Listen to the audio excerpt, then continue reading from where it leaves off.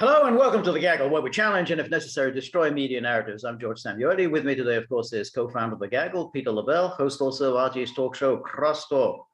Well, Peter, the other day, former Canadian newspaper magnate, Conrad Black, Lord Black, wrote an article, which is a quite stunning article. Yes, it is.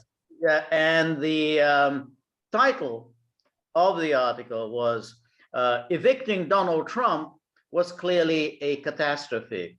And his opening sentence, 7 months into the Biden regime, the truism that dare not speak its name is now almost too obvious to bear stating. It was a catastrophic error to evict Donald Trump. And then his conclusion is that Biden's own partisans are silent as his standing in the eyes of his countrymen crumbles. Is there any sane person who, in the dark and quiet of their bedroom, in the dead, vast, and middle of the night, would not prefer Trump with his gaucheries to this horrifying immolation of American national credibility and of the unbroken right of the West over 2,500 years to be the preeminent influence in the world? So, I think Black is, in fact, being a little generous toward the Europeans, because the Europeans were absolutely delighted to see Canadians. And so, yeah, that's right. So there was, as the old saying has it, be careful what you wish for, you may just get it. So they were, of course, all absolutely cock-a-hoop, thinking, oh, great, America's back, build back better, everything is going to be the way it used to be in the good old days. The problem that they should have realized, of course, is that Biden in 50 years has never had an idea in his life. I mean, he's just always gone along with whatever is the going thing. I mean, he was kind of an anti-Vietnam War when that was fashionable. Then he became a Cold War hawk in the 80s when that was fashionable. But then in 1990, when the party leadership didn't want to support George H.W. Bush's Gulf War I, he didn't support that. Then he became a bomb the Serbs enthusiast in the 90s, and on and on and on. I mean, the guy's never had an original thought in his life. He just, goes along with whatever is the prevailing fashion. So it should have been fairly obvious that for Biden to reverse what Trump had done would have required a lot of political courage. He would have had to really step forward and make major decisions. I mean, we see that in the case of the JCPOA.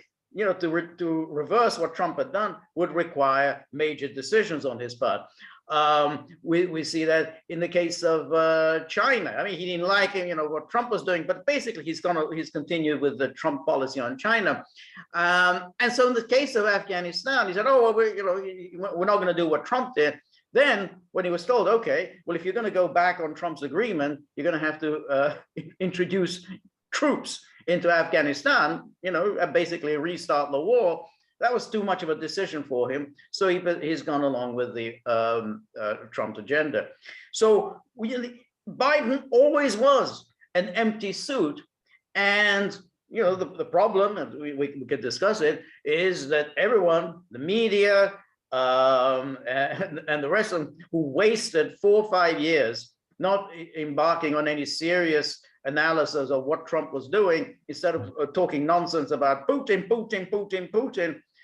have themselves to blame. They delivered the country to this vacuous, useless creature, Biden. All right, Peter, what's your take? Yeah, and because he's so vacuous and empty, an empty vessel, they're filling him up with ideas that he couldn't even imagine. I mean, I don't even think he knew the word equity until the campaign, okay? Right. I mean, he's an old segregationist, for God's sake, everybody. It's exactly what he is, okay?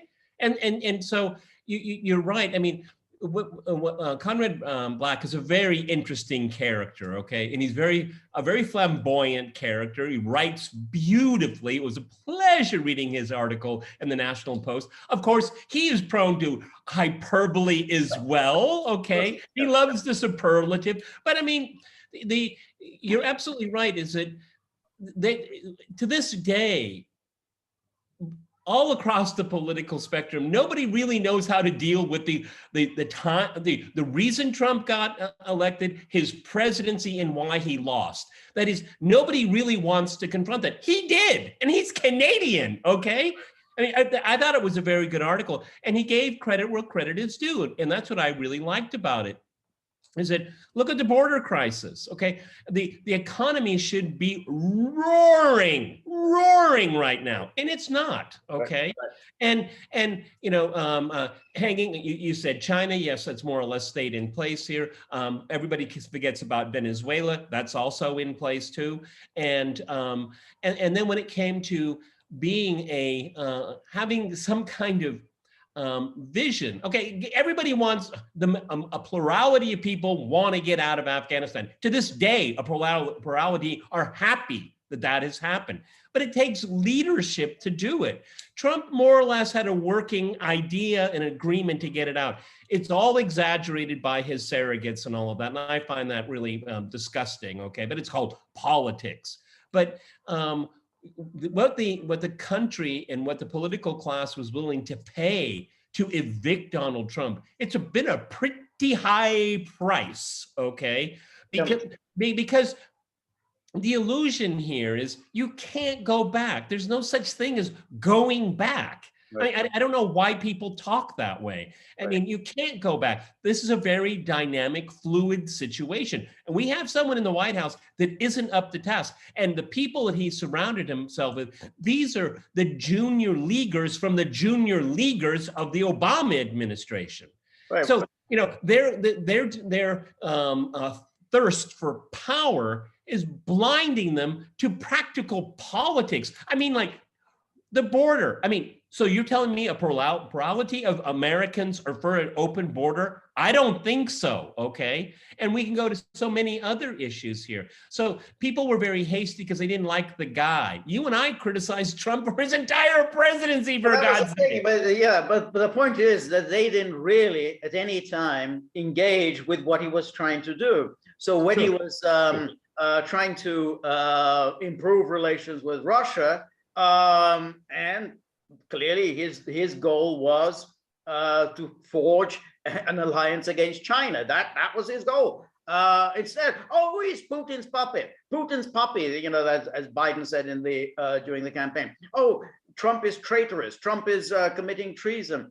At no time was there any serious analysis offered of what Trump was doing. And then when he started going on at the Europeans, hey, you have to cough up some more money. Oh, he's betraying our allies. He's attacking our allies. He's good to Putin, but he's attacking our allies. No attempt was ever done. So 4 years was wasted, and they, you know, basically they just facilitated, you know, the advent of Biden. But of course, Biden really never had any ideas. He simply didn't have any ideas at all during the election what he was going to do, other than, oh, he wasn't going to beat Trump. And so now, you know, all of his fans are shocked by this, by what they're seeing, the humiliation. Now look, you leave behind $89 billion worth of military hardware. That's not a good look. I mean, that looks pretty terrible. After all, you know, the minimum you would expect in an evacuation is you get your military hardware out. So something that, you know, the Taliban, oh, thank you very much, you know, we'll have that. So it's not a good look.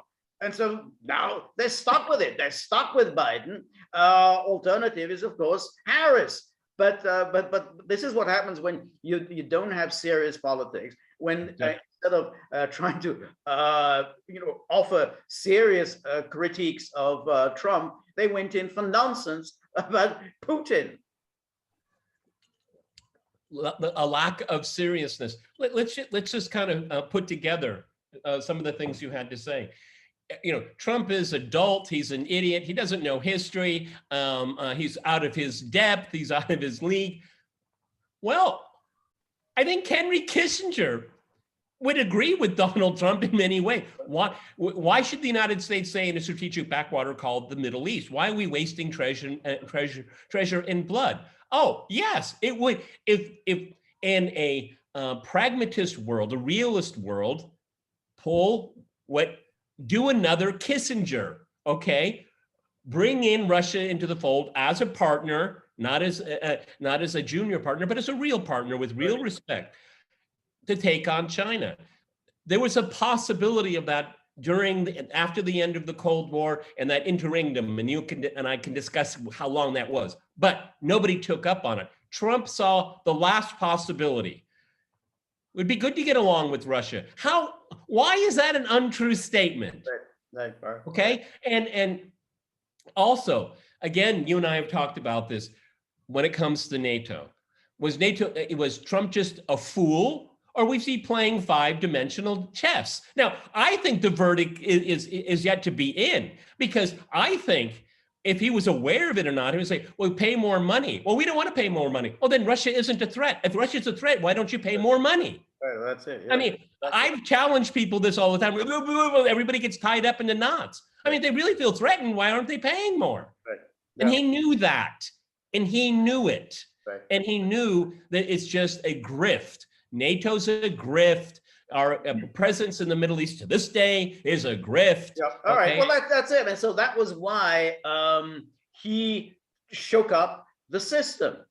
And anyone who had followed the life and career of Trump would have known that, you may not like his personality, you may not like his flamboyance and the way he expresses himself, but he's actually a very successful and effective business person. I mean, to prevail in the cutthroat world of New York real estate, that's not an easy thing to do. To have the #1 TV show, network TV show, year in, year out, it's not an easy thing to do. So this is a man of great accomplishment. And if you get, you would have thought media people, of all people, would at least understand that, just things that go on in the surface. Somebody who seems crude and vulgar may, however, be extremely shrewd and smart. Look, you don't just enter the presidential race and then just simply go ahead, win the nomination and win the presidency and be an idiot. I mean, that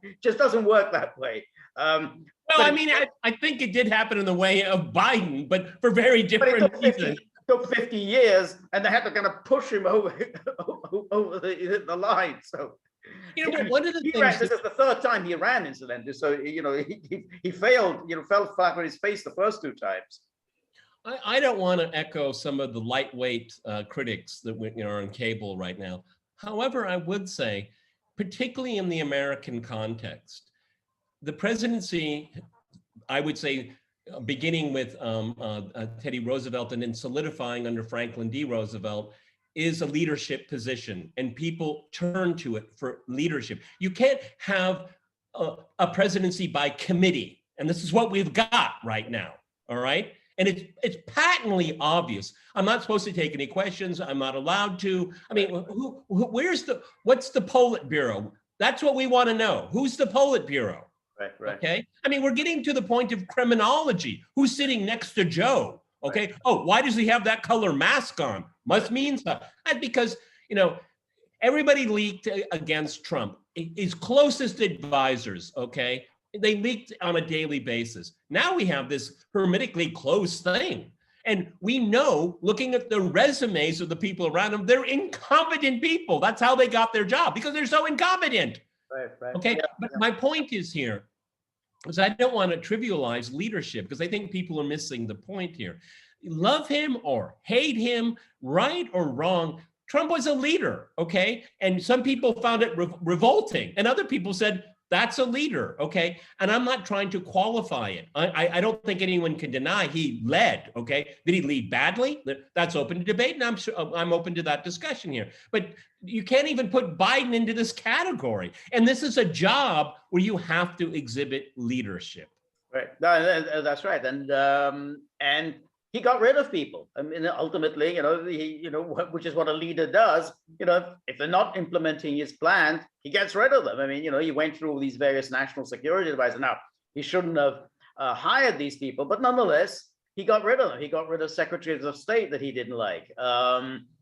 People criticized him for that. But again, that's kind of what a leader does. It's like, Lincoln, he has a general, he fails, this general failed me, he's fired. Stalin did the same thing. I mean, like, this general fails, you get another general. I mean, you can't, that's what you're supposed to do as a leader. But, for Biden to say, well, I'm not supposed to, you're the president of the United States. What do you mean you're not supposed to? People listen to you. You're the one who tells people what to do.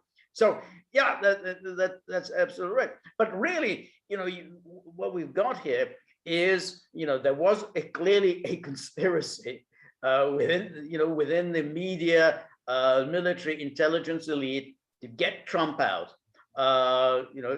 They used the COVID thing to change all the election laws. We had that ridiculous election, and they got him out. And the media, particularly the social media, they put their thumb on the scale. Now they've got the result. That's what elections have consequences, and fake elections have even worse consequences. And be careful what you wish for. Well, one thing that goes through my mind, particularly over the last 2 weeks, is that, do members of the administration actually take Biden seriously? Do they personally take him seriously? Because, I mean, you have all of these people that have their own, Kirby, and then you have Jen Psaki, and then when like Blinken, pokes his nose out, I mean, it's always an embarrassment. He should really resign. He really but for some president that is so well scripted, why is the administration not equally scripted? That tells us that it's a small number of people that have corralled Biden. Yeah. Okay, I mean, he seems so completely unprepared for the task at hand. I mean, he's been in politics for 500 years.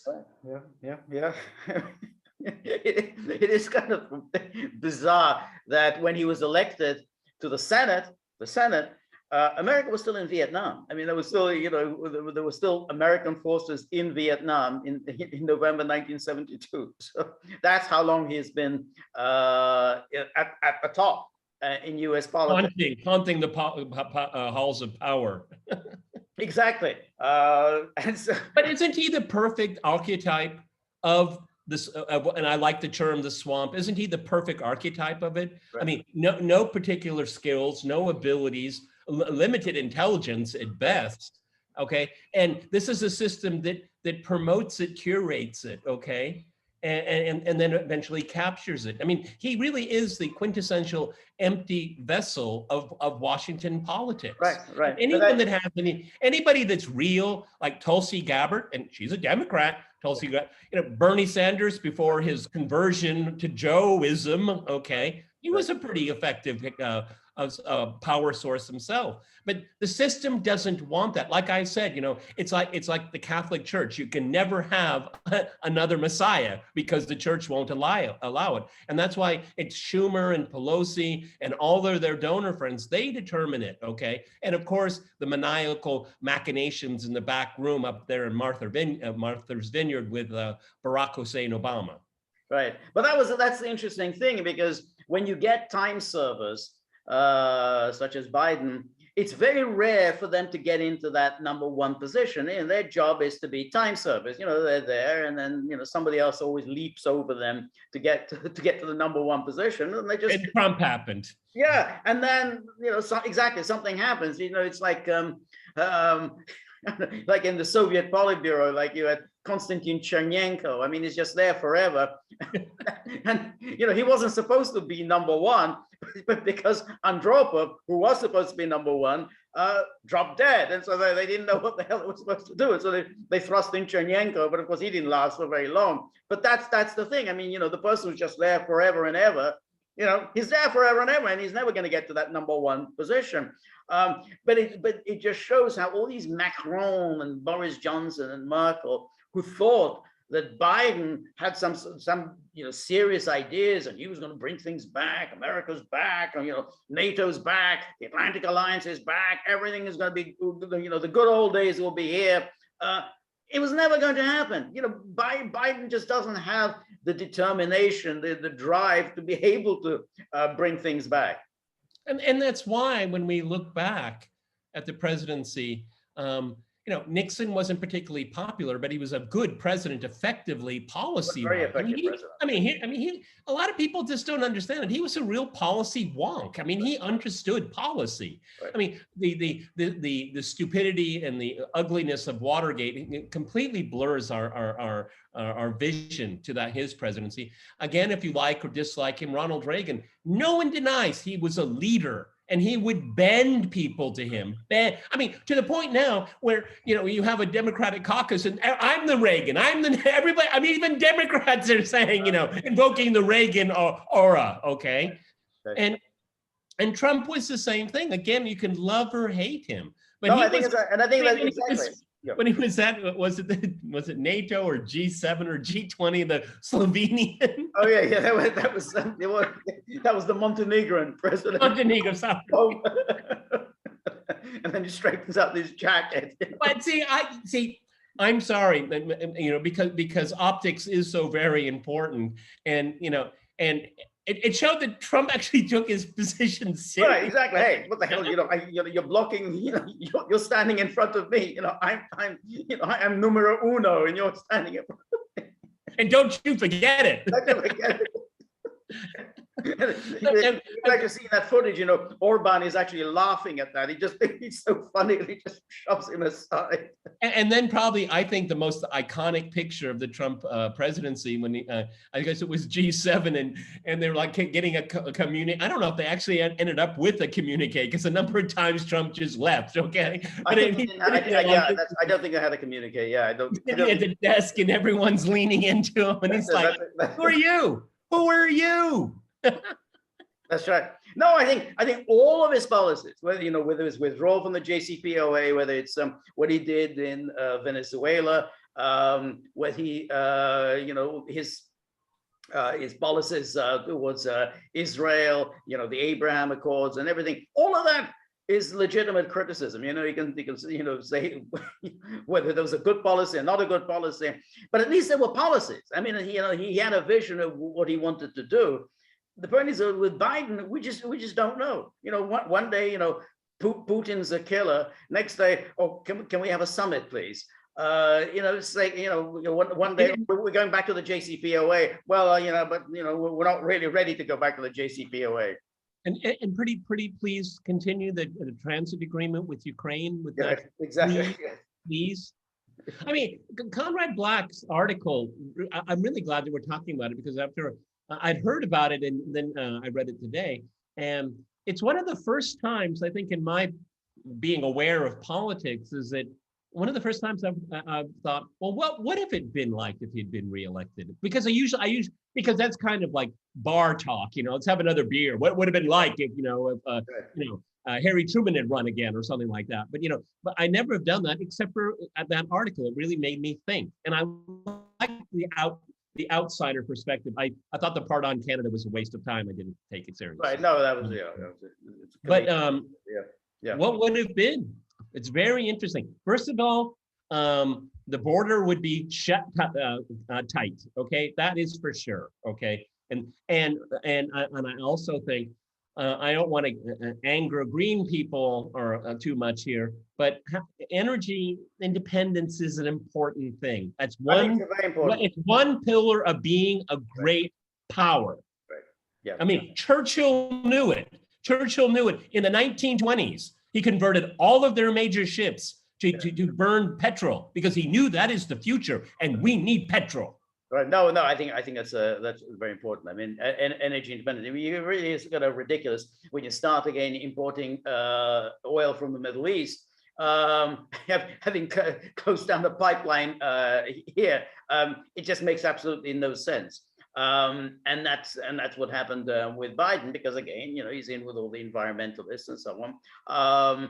But again, this was part of Trump. Trump just simply said, we want, if there's coal, let's dig it up. If there's oil, let's drill it for it. If there's natural gas, let's get natural gas. He just wanted energy all the time, and that was again a very successful policy. as you say, the border was a very successful policy. I think, in terms of his exit, I find it hard to believe that a businessman such as Trump would have allowed $89 billion worth of military hardware to fall into the hands of the Taliban. I mean, that's just instinctive. No, that's the landlord in him. No. We take the leather couch. Okay. Exactly. That's right. He's like, yeah. He's not going to let the tenants just to take over all, the leather couch, all the expensive furniture and whatever. No. I absolutely agree with you on that. I think he's probably more appalled by that than anything else. Look at those movable assets we lost. Right. Okay. I mean, I don't think somebody had to pay for that. Again, we're being Monday morning quarterbacks here.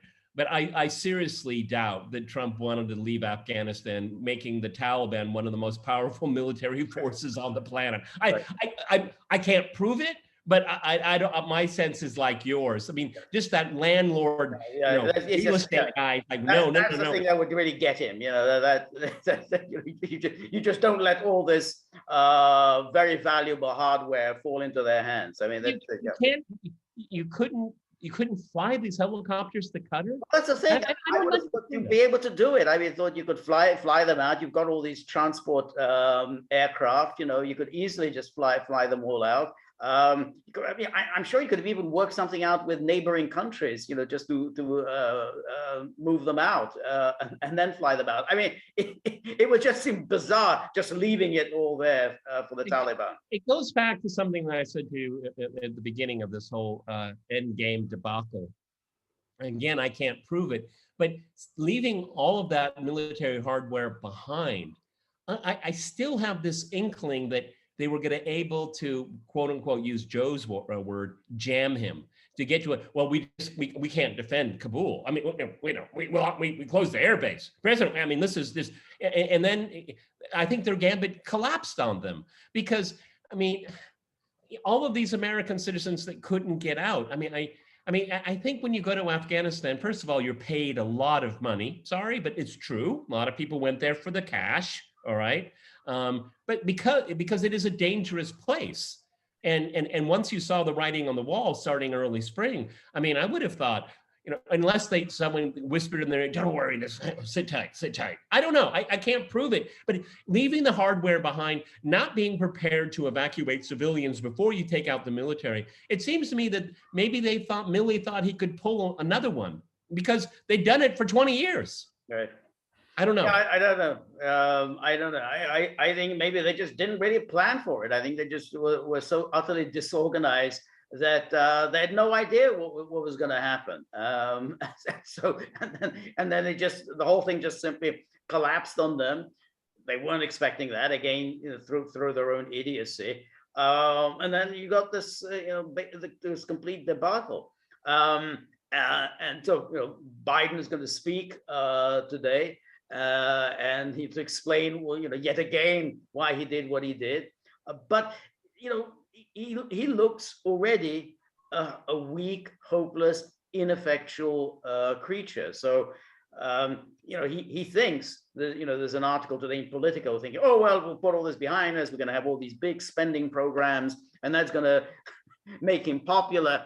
I don't think so. First of all, I don't think that the big spending programs are necessarily the way to get yourself to be popular. But also, I think it's now indelibly formed in people's minds that this is an ineffectual president. Well, he's not someone that Americans identify with. This is not a leader. Americans like kind of a strong, effective leader. He isn't that. Exactly. And if it's international or it's domestic, it's not like who do I need to talk to in the Biden administration to get something done? Right. You know what I mean? I mean, obviously he's like a planted we need to talk to? Who's the power broker? Is it Barack Obama? Is he to get it in there? Do we have to go to Martha's Vineyard? I'm very serious because again, the way the American political system is built, it's not a parliamentary system. It is a very strong executive, and it's gotten immensely strong over the last 75 years. Okay, and so whoever is at the top, God forbid it's ever Kamala Harris, and that's at least a card that Biden carries among other cards in his pocket. Okay, not her. That is definitely it. I mean, until some scandal erupts that would be so terrible that it would force her immediate resignation, he's guaranteed to survive. They're not even going to invoke the 25th Amendment because, again, even if they temporarily push him aside, it still means Harris takes over. So long as there are no scandals surrounding Harris, he's safe. The interesting thing is that if you look at George Bush Sr., there are many stories that when he would, I think he had like a breakfast or a lunch once a week with Reagan. Reagan had very little time for Bush. He didn't care about him. I mean, he was a doormat like every other vice president. He was terrified of Reagan, terrified. Okay. I mean, do you think that FDR really cared who his vice president was? No, never. Okay. You could see how Eisenhower was like, tricky Dick. I mean, he's got some talent, but he's Eisenhower didn't have much time for him. But Eisenhower had a heart attack, and during the time of his heart attack, Nixon actually was acting president, so he was actually in the Oval Office. And according to all accounts, he was a good acting president. Okay, he didn't overreach. He was very deferential to the president in the hospital. Okay, and then look at Lyndon Johnson. Again, do you think he really cared about Hubert Humphrey? Because they both were, from the legislative branch, okay? And that was his wheelhouse. I mean, Lyndon Johnson ran the joint like his own private bar, okay? Why am I saying all these things here? Is that, what if they want to get rid of her, Joe is very, very weak, but it's going to be the Democratic Party that's going to have to do this. And you know what, George? They can do it. Well, they can do it, but they have to get they have to get something on her in order to force her resignation. I mean, Biden was again quite canny in first of all saying, "Oh, it has to be a woman of color." He restricted himself right away. Oh, it has to be a woman of color. But once you restrict yourself in that way, you've got a very limited choice of candidates. Almost all of them were pretty much unacceptable. So if we were in the same position now, and let's say it wasn't Harris, but let's say who was that? The woman in Georgia. What was it, Green. You mean the election crazy lady? The election crazy lady. I forgot her name. Yeah, the Georgia, the one who insists that she's governor of Georgia. Yeah. So Stacey Abrams. Yeah, that's it exactly. So Stacey Abrams would have been even less acceptable. So the Biden was actually very crafty in saying, "Oh well, it has to be a woman of color." Because there were only about 4 candidates that he could plump for. There's some caveats here. The 2022 elections are coming up. I wouldn't be surprised. Okay. Number one, we don't really know. She was supposed to campaign for Newsom, and that didn't materialize as far as I know. Okay. I wouldn't be surprised if there's a lot of Democrats out there and say, "Don't bring her here. Don't bring her." No. Right. And so the party is going to start realizing, that this is she already is a liability. I mean, how often is a vice president more underwater than the president? I mean, I don't think it happens, except for maybe the last 2 weeks of Spiro Agnew's time in office. Other than that. But again, Agnew was, up until the scandal, Agnew was actually doing very well. He'd become very popular because Agnew had been very smart. He'd hired all those some of Nixon's speechwriters like Pat Buchanan and William Safire, and he went around giving these speeches attacking the media, you know, when he coined all this famous expression, the nattering nabobs of negativism and pusillanimous pussyfooting. I mean, he became a big star in the Republican. He was the bulldog. That's why Nixon liked him. He was on call. Go talk to this governor. Rough him up a bit. Okay. That's it. Yeah, that's right. Yeah. I remember he attacked Averell Harriman. You know. I mean, at the time people knew who Averell Harriman was, but it was an unusual thing to take on Averell Harriman. I know people have now forgotten him, but he went boom after him. Yeah, what George and I are trying to convey here through this Conrad Black story, which again, you should give it a read. It's really, really interesting, and I don't think it's not politically biased as one may think. I think it's actually a kind of a bird's eye view of what's going on right now. But leadership counts. It counts, and for so many different ways. And if you're not up to the task, the system will overwhelm you. And this is what's happened because there's so many people, these people of very low morals, very low intelligence, have very grand ambitions. And if they see weakness, they go for it. Oh, and I think that's right. And that's why I think that's why I think it's important that, we're now in the phase of, as we've already said, be careful what you wish for. There was this huge enthusiasm. Look, we're going to get rid of Trump, and all of Macron and Merkel and everyone, they all great. Boris Johnson, get rid of Trump, and everything will be great. And now they're railing at Biden in ways that they've never railed at any American president. I mean, it would be unthinkable for British Parliament to attack, call the American president a disgrace, a shameful figure. I mean, unthinkable for the British ever to talk like that about an American president. But this is what they've come to. But don't you think it's interesting? It would, up until the time it happened, it was unthinkable. But they have made the calculation that they can do it without any cost. Right. That shows you how weak this administration is. I mean, what are you going to do? Have Tony Blinken give you a call? Why are you so mean to us? Okay. I mean, does anybody take him seriously? Right. Jake Sullivan. I mean, does anybody take him seriously? Right. He looks like he's like the guard at a crosswalk at a preschool. I mean, that's what he's basically up to doing. But I wouldn't trust him to do that. Right? No, I don't think so either. Yeah, I don't think so either. All right, everybody, we're kind of deconstructing leadership, okay, where it is and where it isn't, okay. So we're on the Gaggle, so go to please go. Obviously, we're the Gaggle, but we're on Locals, so please go to thegaggle.locals.com. George and I on Friday are going to do another super chat, and YouTube is letting us be so far. Yep. We'll send out a notification there. When's your live stream, George? That's tomorrow. Tomorrow at 1 p.m.